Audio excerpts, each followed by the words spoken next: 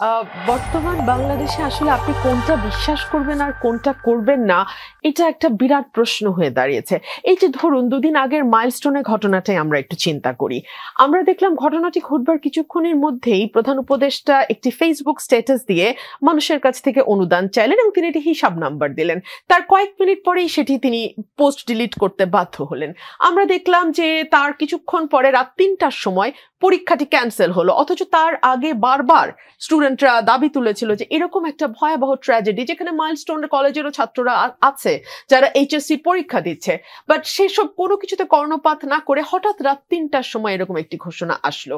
এবং এই সরকারটিকে আমার গভীর রাতপ্রিয় মনে হয়। কেন মনে হয় নিকোল? আপনার নিশ্চয়ই মনে থাকবে এই সরকারের সবচেয়ে ব্যর্থ উপদেষ্টা, আমাদের স্বরাষ্ট্র উপদেষ্টা, তিনি কিন্তু সংবাদ সম্মেলন করেছিলেন ঠিক রাত ৩টার দিকে। সো এই সরকারটিকে আসলে এই কার্যকলাপের মধ্যে দিয়ে প্রমাণ করতে চায় যে তারা আসলে ২৪ ঘন্টা জেগেই থাকে, ঠিক যেরকম আওয়ামী লীগ এক সময় দাবি করতো যে শেখ হাসিনা ঘুমান না, তিনি দিনরাত শুধু দেশের জন্য কাজ করেই যাচ্ছেন।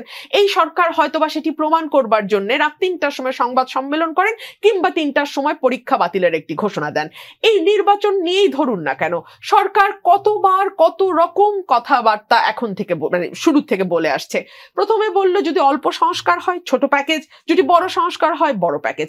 অল্প সংস্কার বা ছোট প্যাকেজের মধ্যে কি কি আছে সেটা কিন্তু আমরা এখনো জানলাম না, আবার বড় প্যাকেজের মধ্যে কি কি আছে তাও আমরা জানি না।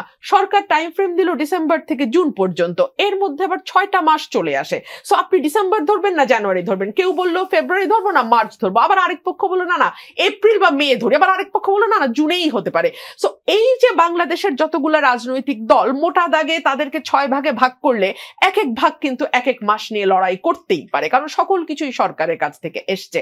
তারপরে আবার আমরা একটা ফেসবুক ক্যাম্পেইন শুরু করলাম। অনেকে আবার এই সরকারকে ফেসবুকীয় সরকার বলে, মানে সরকার তার মনের কথা, বুকের ব্যথা সকল কিছুই ফেসবুকে প্রকাশ করে।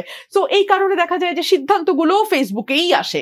সো এই সরকারটিকে ফেসবুকীয় সরকার বললেও খুব ভুল হয় না। এই সরকার তার ক্ষমতায় থাকবার ইচ্ছা কিংবা সুপ্ত বাসনা কিংবা ধরুন যে কথা সে মুখে বলতে পারছে না গোপন প্রেমের মতো, কিন্তু যা প্রকাশ করার জন্য তার মন আকুলি বিকুলি করছে, তার জন্য কিন্তু সরকার সেই ফেসবুকের সাহায্য নেয়।